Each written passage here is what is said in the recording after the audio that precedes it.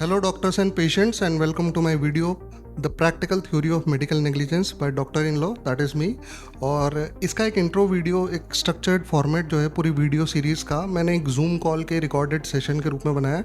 I hope आपने वो सब देख लिया होगा। तो यही जो थ्योरी है, the practical theory of medical negligence, इसी के बैनर के नीचे मैंने एक कैंपेन लॉन्च किया है जिसका नाम है द हीलिंग ब्रिज कैंपेन, जिसकी की टैगलाइन है justice for patient, dignity for doctors and mutual trust. देखो क्या है ना कि मैं पिछले 13 साल से मेडिकल नेग्लिजेंस के केसेस से डील कर रहा हूँ और आप लोगों को समझाते आप लोगों के वीडियोस बनाते एक चीज़ मुझे समझ में आ गई है। हम डॉक्टर्स हैं ना, मेडिकल नेग्लिजेंस के केसेस में सिर्फ इंडिविजुअल कंपनी से या मरीज से फाइट नहीं कर रहे हैं, हमें पूरे सिस्टम के खिलाफ फाइट कर रहे हैं। इस सिस्टम में कौन कौन आता है? Media, corporate lobby, politics, police, administration, insurance company and legal system. इस पूरे सिस्टम में ना कुछ लोग ऐसे हैं, एक टाइप के माफिया लोग हैं, जो डॉक्टर को नोच नोच के अपना फ़ायदा कर रहे हैं। इस सिस्टम में लड़ाई डॉक्टर वर्सेस पेशेंट नहीं है। मतलब हो सकता है आपको कोर्ट की फाइल्स पे लिखे ये डॉक्टर वर्सेस ये, बट एक्चुअली में ये doctor patient relationship versus system की लड़ाई है। और अगर इस सिस्टम को फ़ायदे में रहना है तो डॉक्टर्स पे मेडिकल नेग्लिजेंस के केसेस को बढ़ाने पड़ेंगे, क्योंकि अगर डॉक्टर पेशेंट रिलेशनशिप में भरोसा बना रहेगा तो ये केस वेस बढ़ नहीं सकते। और ना ही ये मार्केट, मतलब ये जो मल्टी बिलियन डॉलर इंडस्ट्री है ना इंश्योरेंस मार्केट की, ये बाज़ार मुनाफा नहीं कमा पाएगा। मैं शायद आपको ये समझा भी नहीं पाऊँ कि ये रिश्ता कितना बड़ा है, पर आप अंदाज़ा इस बात से लगा सकते हो कि इसके पीछे कितनी बड़ी इंडस्ट्री पड़ी हुई है। आप एग्जाम्पल के लिए ले लो, आप एक बार गूगल पे सर्च करके देख लेना, indemnity insurance market in US और वर्ल्ड ओवर। ये एक मल्टी बिलियन डॉलर इंडस्ट्री है जिसका कि फ़ायदा तभी बढ़ता है जब लिटिगेशन बढ़ता है, और जब लिटिगेशन बढ़ता है तो ये पूरा सिस्टम जिसको हमने अभी डिनोट किया, इसके कुछ लोगों को फ़ायदा पहुंचता है। अब सोचने वाली बात ये आती है कि क्या हम नेग्लिजेंट ज़्यादा हो गए, या मरीज़ ज़्यादा हिंसक हो गए, वायलेंट हो गए, या मरीज़ ज़्यादा शाणे हो गए जो लिटिगेशन बढ़ रहे हैं? नहीं, देखो मरीज आज भी अपनी श्रद्धा रखता है, वही श्रद्धा रखता है, पर जैसे पैसा और लड़की बाप बेटों के रिश्तों में दरार डाल देती है, उन्हें कोर्ट कचहरी तक ले जाती है, वैसे ही डॉक्टर और पेशेंट का जो रिलेशनशिप है ना, उसमें भी ये सिस्टम शक पैदा कर देता है, एक डाउट पैदा कर देता है, दरार डाल देता है। ना तो बाप बेटे के रिश्ते में प्यार और अपनापन कम है, ना ही डॉक्टर मरीज के रिश्ते में। बस यहाँ पे उनको ये यकीन दिला दिया गया है कि आपस में बात करने से अच्छा है किसी तीसरे सिस्टम को बीच में ले आओ। अब उसको, उस तीसरे सिस्टम को आप नाम दे दो, चाहे पंचायत हो, चाहे फूफा जी हो, चाहे ये हमारा नेग्लिजेंस का सिस्टम है, और आपको लगता है कि ये सिस्टम हमारे फेवर में रूल बनाएगा, हमारा साथ देगा। डॉक्टर्स के फेवर की पॉलिसीज़ नहीं बन सकती। हाँ, गवर्न करने के लिए, कंट्रोल करने के लिए और रेगुलेट करने के लिए सिस्टम रूल बना देगा, पर पॉलिसीज़ नहीं बना पाएगा, क्योंकि ये पॉलिसीज़ मरीज और डॉक्टर के फेवर की चीज़ है, दोनों के। पर ये पॉलिसीज़ मार्केट, सिस्टम और नैरेटिव के अगेंस्ट की चीज़ है। वो नैरेटिव के साथ चलेगी, जो सिस्टम है वो नैरेटिव के साथ चलना चाहेगा, क्योंकि इस नैरेटिव को सिस्टम ने डॉक्टर मरीज के रिश्ते के खिलाफ बनाया है।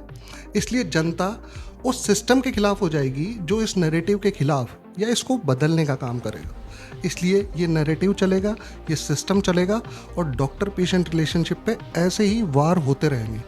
मैं इसीलिए कहता हूँ कि हम डॉक्टर्स मेडिकल नेग्लिजेंस के केसेस में सिर्फ किसी इंडिविजुअल कंप्लेनेंट से या मरीज से फाइट नहीं कर रहे हैं, हम पूरे सिस्टम से फाइट कर रहे हैं।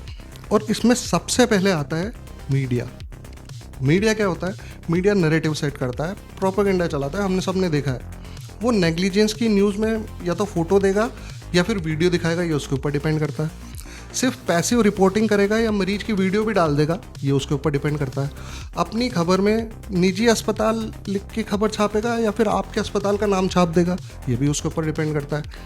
कई बार ये सब डिसाइड होता है दिवाली की मिठाई से, विज्ञापन से, जो आप दिवाली के टाइम पे देते हो या होली के टाइम पे देते हो।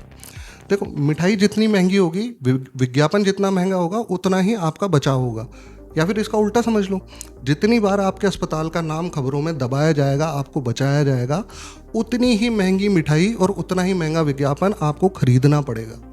ये सब नैरेटिव सेट करने का गेम है जो इन्फ्लुएंसर्स के थ्रू होता है। और दुनिया को, किसी भी इकोसिस्टम को कंट्रोल करने का सबसे अच्छा तरीका क्या होता है? नैरेटिव सेट करना।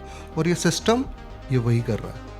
आज रोज़ हम लाखों की जान बचाते हैं, उसमें से कितनी न्यूज़ आती है, और अगर डॉक्टर पिट जाए या उससे गलती हो जाए तो फटाक से न्यूज़ आ जाती है। क्यों?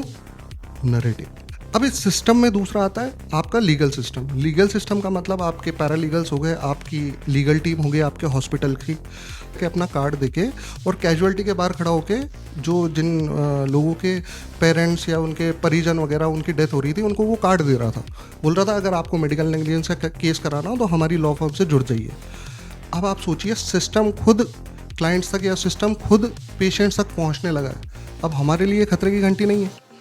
अगर उसने 10 में से 2 क्लाइंट्स को भी कन्वर्ट कर लिया या फिर उनको कन्विंस कर लिया कि आपके केस में जो हुआ था, आपके साथ जो मिसहैपनिंग हुई थी वो कॉम्प्लिकेशन नहीं नेग्लिजेंस था, तो उसके तो 2 क्लाइंट बढ़ गए, लेकिन 2 केसेस में एक डॉक्टर को कोर्ट कचहरी के चक्कर लगाने पड़ जाएंगे, उसका पूरा लीगल सिस्टम एक्टिवेट हो जाएगा, उस डॉक्टर का भी और इस पेशेंट का भी। तो जहाँ कोई केस नहीं बनता था वहाँ पे एक पेशेंट साइड का लीगल सिस्टम एक्टिवेट हो गया और एक डॉक्टर साइड का लीगल सिस्टम एक्टिवेट हो गया। मैं सिर्फ इसी की बात कर रहा हूँ। अगर लिटिगेशन बढ़ेंगे तो ये सिस्टम फ़ायदे में रहेगा, इसको प्रॉफिट होता रहेगा, और ये नहीं चाहेगा कि डॉक्टर पेशेंट का रिलेशनशिप बना रहे। सिस्टम में तीसरा आता है इंश्योरेंस कंपनी और रिस्क मैनेजमेंट कंपनी। अब मैं आपको बताता हूँ ये काम कैसे करते हैं। मान लीजिए आपसे कोई गलती हो गई या नहीं भी हुई, कॉम्प्लिकेशन हो गया, लेकिन पेशेंट को लग रहा है कि नेग्लिजेंस हो गया। उस केस में क्या होगा, पेशेंट आपको लीगल नोटिस भेजेगा। तो लीगल नोटिस के बाद में कोर्ट तक पहुंचने और कोर्ट के डिसीजन तक आने की आपकी जितनी भी प्रोसेस है उसको जो भी मैनेज करता है वो होती है risk management company. Risk management company जैसे एपेक्स हो गई, AICL हो गई, डॉकलैंड हो गई, डॉकशील्ड हो गई, कवरयू हो गई, ये सारी रिस्क मैनेजमेंट कंपनीज हैं। ये आपसे प्रीमियम के ऊपर थोड़ा और एक्स्ट्रा मनी लेती हैं और आपकी सारी लीगल प्रोसेस का पूरा जो प्रोसेस है वो अपने ऊपर ले लेती हैं। आपके साथ में वकील क्या करेगा, लीगल नोटिस का जवाब कैसे जाएगा, मेडिको लीगल एक्सपर्ट किस स्टेज पे आएगा, उससे क्या क्या काम लेना है, ये सब काम करना है रिस्क मैनेजमेंट कंपनी का काम।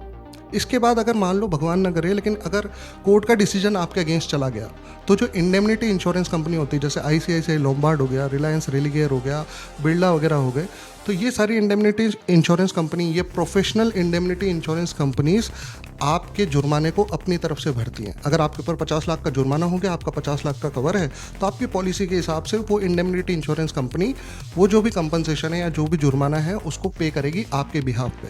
तो प्रोसेस को कवर करने वाली हो गई रिस्क मैनेजमेंट कंपनी, और जो आपकी तरफ से जुर्माना भर रही है that is professional indemnity insurance company.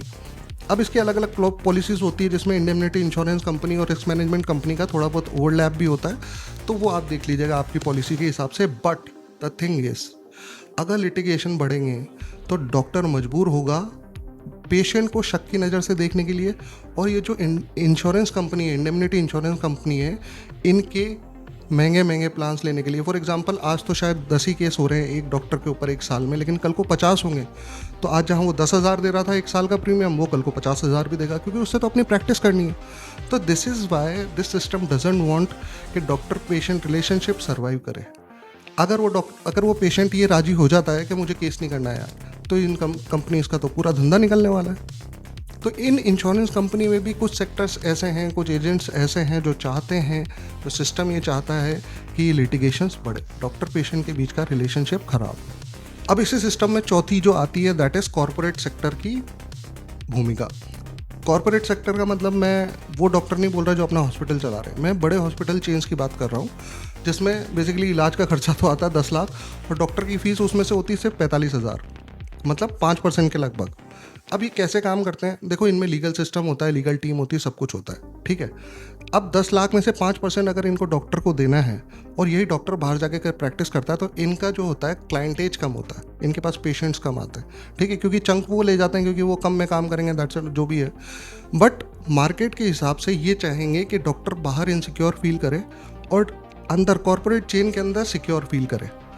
उसको ये डिक्टेट करने के काम में लेते हैं, इस डर के माहौल को अपनी कंडीशंस, टर्म्स एंड कंडीशंस को डिक्टेट करने के काम में लेते हैं कि आपको इंसेंटिव बेसिस पे रखेंगे, आपको इस बेसिस पे रखेंगे, आपको ICU में पेशेंट्स को एडमिट करना ही है, और वो सारी चीज़ें हम धीरे धीरे बाहर आ रही हैं। तो ये कोई चीज़ छुपी हुई नहीं है या फिर मैं कोई नई चीज़ बता रहा हूँ, but all in all in सारी कंडीशंस को, इन सारी चीज़ों को एक लूप में डाल के मैं आपको ये समझाना चाह रहा हूँ कि कॉर्पोरेट सेक्टर खुद नहीं चाहता कि इंडेमनिटी इंश्योरेंस के मामले कम हो, क्योंकि अगर 50 लाख का जुर्माना होता है तो कॉर्पोरेट लाइबिलिटी के हिसाब से या जिस भी लाइबिलिटी के हिसाब से रेशो 50-20 या वटेवर, मतलब कि 50 लाख का जुर्माना हुआ तो 40 लाख डॉक्टर भरेगा और 10 लाख जो है वो हॉस्पिटल भरेगा, जबकि 10 लाख के बिल में से 5% डॉक्टर ले जा रहा है और पूरे कंपनसेशन के अंदर से 80% जो है डॉक्टर पे कर रहा है। So this is a safe and win win situation. और अगर आप कॉर्पोरेट हॉस्पिटल का जो पूरा टेक्निकल डेटा देखो, आप उनका पूरा रेवेन्यू मॉडल देखो, तो उनके सबसे बड़े कस्टमर इंश्योरेंस कंपनी वाले ही हैं। आप किसी भी बड़ी चेन के उठा के देखो, आपको लगेगा कि उनके लिए जो उनकी केयर है वो पेशेंट सेंट्रिक है। केयर भले ही पेशेंट सेंट्रिक हो जाए उनकी, लेकिन उनका जो बिजनेस है that is insurance centric. Cashless जो कराते हैं ना, कैशलेस ट्रीटमेंट, वो इनका चंक क्रिएट करता है 50% के अबाउट। 35 से 50% इनके जो पेशेंट होते हैं वो इंश्योरेंस कंपनी के थ्रू आते हैं, कैशलेस स्कीम में आते हैं। तो इनके लिए सबसे बड़े कस्टमर, सबसे बड़ी क्लाइंटेल होगी इंश्योरेंस कंपनी, और उनका फिर वही लूप है। तो इसलिए ये नहीं चाहते हैं कि लिटिगेशंस कम हों, सिर्फ हम चाहते हैं कि लिटिगेशंस कम हो। हमें इन सारी चीज़ों से लड़ना है। अब इस सिस्टम में पांचवा आता है पॉलिटिक्स, पब्लिक फिगर। मैं एक्सप्लेन करता हूँ। ये लोग कभी भी जन भावना के अगेंस्ट नहीं जाते। मतलब भले पब्लिक के भले की बात हो, चाहे पब्लिक का मतलब सोशल स्ट्रक्चर टूट रहा हो, डॉक्टर पेशेंट का रिलेशनशिप खत्म हो रहा हो, लेकिन कभी भी ये जन भावना के अगेंस्ट नहीं जाते। तो इनके लिए सबसे बेसिक ये है कि अगर लिटिगेशन बढ़ेगा, अगर डिस्प्यूट होगा, तो इनको रिप्रेजेंटेशन करने का मौका मिलेगा, अपनी नेतागिरी चमकाने का मौका मिलेगा। तो पॉलिटिक्स में कुछ लोग ऐसे हैं जो मोताड़े पे अपना फ़ायदा देखते हैं, अपनी पॉलिटिक्स लेके आते हैं, और ऐसे केसेस राजस्थान में बहुत हैं। और एंटी मोताड़ा कानून भी बना हुआ है राजस्थान में, जिसमें कि आप डेड बॉडी को रख के प्रदर्शन नहीं कर सकते। उससे रिलेटेड डिटेल्स भी आप देख सकते हैं, नेट पे चेक कर सकते हैं। इस सिस्टम के अंदर छठा आता है पुलिस या इन्वेस्टिगेशन सिस्टम। इन्वेस्टिगेशन सिस्टम मतलब मेडिकल काउंसिल, CMHO ऑफिस वगैरह वगैरह। ये काम कैसे करते हैं? अगर आपका या तो सिविल केस होगा जो कंज्यूमर कोर्ट या सिविल कोर्ट में जा सकता है, या फिर आपका एक क्रिमिनल केस होगा। अगर आपका केस मेडिकल नेग्लिजेंस का केस जो है वो क्रिमिनल नेचर का है, तो उसमें सबसे पहले पुलिस जो है वो इन्वेस्टिगेट करती है, उसके बाद में FIR दर्ज करती है, और अपनी इन्वेस्टिगेशन रिपोर्ट के अंदर उसको लेनी होती है मेडिकल नेग्लिजेंस बोर्ड से एक रिपोर्ट, और उसको उसमें ये पता करना होता है कि क्या इसमें क्रिमिनल एलिमेंट हुआ है, ग्रॉस नेग्लिजेंस हुआ है कि नहीं हुआ है। जब वो ये पूछना चाहती है पुलिस, तो वो जाती है आपके मेडिकल बोर्ड के पास में, जो कि गवर्नमेंट हॉस्पिटल में ही क्रिएट हो सकता है। ये जो मेडिकल बोर्ड है, ये प्रिंसिपल ऑफिस से मेडिकल कॉलेज में क्रिएट होता है, या फिर डिस्ट्रिक्ट लेवल पे CMHO ऑफिस से क्रिएट होता है। अब इस पूरे सिस्टम में भी कहीं ना कहीं आपको जानते हो कि इसके अंदर भी दलाल होते हैं। इसके अंदर कई बार ऐसे लोग होते हैं, एंटी सोशल एलिमेंट्स होते हैं, जो कि कमीशन बेसिस पे काम करते हैं। तो ये सिस्टम कैसे चाहेगा कि लिटिगेशन कम हो? आपका केस चाहे सही जा रहा हो, आपका केस गलत जा रहा हो, इनको आपको डरा के पैसा निकालना है। चाहे आप पेशेंट हो, चाहे आप डॉक्टर हो, आपके फेवर की रिपोर्ट बनेगी ना बनेगी, रिपोर्ट तो वही बनेगी जो वो चाहेंगे, लेकिन आपसे ज़रूर ले लिया जाएगा। कुछ केसेस में ऐसी भी चीज़ें देखी गई है। तो जब सिस्टम ही आपके साथ नहीं है, तो आपके साथ है कौन? आपके साथ है मरीज़।